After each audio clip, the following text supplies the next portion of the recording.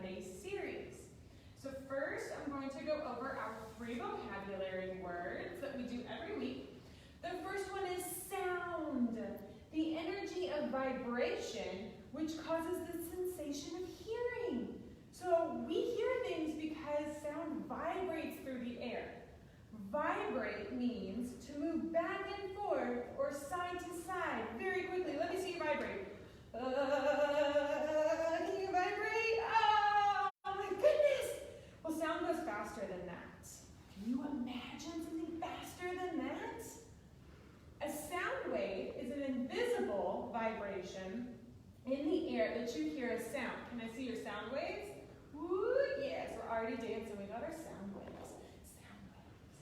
Very good. So, today we're going to be making a drum. This is Miss Blair's drum that she made using only things that I have in the library. So you're going to be using things only that you have at your home. So the supplies list that we sent out talked about some kind of empty can or cup. You can use like a can of beans, but be careful that the top isn't pokey, right? So when you take off the can lid, make sure that mom or dad or whoever's gone over it, it's not sharp anymore. You can use a cup, you can use a container of rolled oats if you have that. That's a good one. And then the only other thing that you really need is tape. So I'm using masking tape today, but you can use duct tape, scotch tape, electrical tape, and it could be kind of cool if you make a lot of drums to try different tape and see if your drum sounds different. Because this tape is really, really thin. Like I can almost see Miss Marie through my tape. But duct tape, that stuff is tough and thick. I wonder how it would make my drum sound. All right, so we are going to, and the other things that you have on the list were like markers, pencils, construction paper, stickers, all of this good stuff. That's just purely decoration. So I'm going to show you how to make your drum functional, how to make it work, and then you can, at your own leisure, whenever you want to, decorate it however you want. So I'm going to start with my cup, and I'm going to be covering the top part of my cup with tape until it is all covered. So there are no holes with my tape. So I have found the easiest way to do this is to make a lot of, make sure I'm making these long enough, strips of tape. That way when I'm making my drum, all my little tape is just right there. Just goes a little bit faster. Does anybody else like drum all the time? Maybe you use a pencil on your desk. I was always that kid. Or do you like to do air drums? I air drum and air guitar all the time. Okay, so I've got one of my strips of tape and I'm going to put it over the top. I'm just going to keep going until all of the holes are taken up. So see, you might not even be able to see, but there's a little itty bitty hole. There's a little gap where my tape was. So I'm gonna make sure that I cover, woo, spinning out, cover my gap. Okay, and I left a little gap down here. So I'll do another one down there. So already, my 2 drums don't look alike. This one has a spiral from the center. I wanted to try something different to see if it would make my drum sound different because I like trying new things. That's what part of being a maker is. So I'm gonna rip off some more tape. And remember, we always like comments, questions.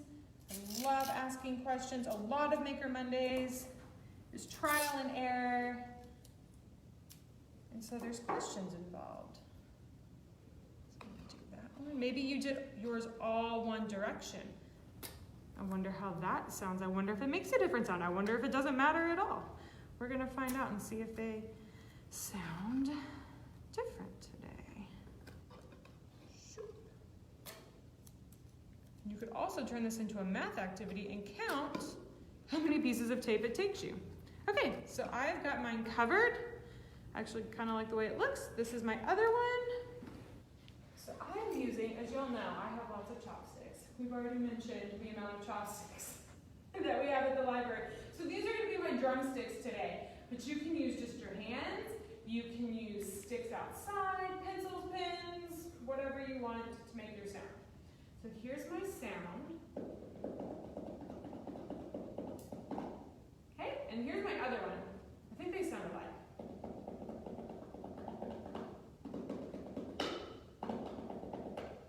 I think they sound alike. Miss Marie, she's holding me on. She thinks they sound alike too. So I use the same kind of cup, the same kind of tape, and mine sound the same. This week, your challenge, or think about it, is to make another drum from a different size container. So I used a small container. Maybe I could find my can of rolled oats. So I think about that because that's what I had for breakfast this morning. So it has a bigger top and it's longer, it's taller. So you're going to make another drum from a different size container. How does the pitch change in a drum that is a different size? And we didn't go over pitch. So I'm going to tell you, pitch is a quality that makes it possible to judge sounds as higher or lower. So when you're drumming on your drum, is the smaller one higher or lower? Likewise, if I made a big old drum, if I had a big old bowl for all my Halloween candy that I'm going to eat, and if I taped the top of it, would my pitch be higher or lower? Okay, so that is your think about it for today. If you want to decorate your drum, you can use paint. I really like to paint things. You can use paint. I taped construction paper around mine, and then I used some stickers before I gave them to Miss Christie. And so I used a couple of our stickers before I gave her the rest. So that is an option to give your drum a little bit of flair. If you are looking for a book to check out this week, because remember I always like to tell you all about books, this is a really fun one. So it's not just about drumming, but it's fun because I get to make a lot of sounds when I read it. So it goes over all different kinds of instruments and the sounds that they make. And it is, I think it's squeak, yeah. I wanted to make sure I said that right. Squeak, rumble, womp, womp, womp. A Sonic Adventure by Winton, Marsalis. Illustrated by Paul Rogers. So this one's really fun.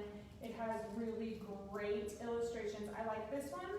If you're a little older and you're not looking for a picture book, you're like, come on, Miss Blair, look what we've got. And this is for anybody. This is for mom watching. This is for babysitter. This is for you. We have free online music lessons. And I'm showing you this because this is what it looks like on our website. But it's called Artist Works for Libraries. And if you click on our ebooks and online tools from our webpage, you can scroll and you can find this. And it's got free music lessons, you name it, it's got it. I know it has drumming on there, so if you want to make your drum, go online and find a free drumming class. That would be pretty cool. You can film yourself and post it or send it to me. I would really, really enjoy that. But that is what I've got for you today.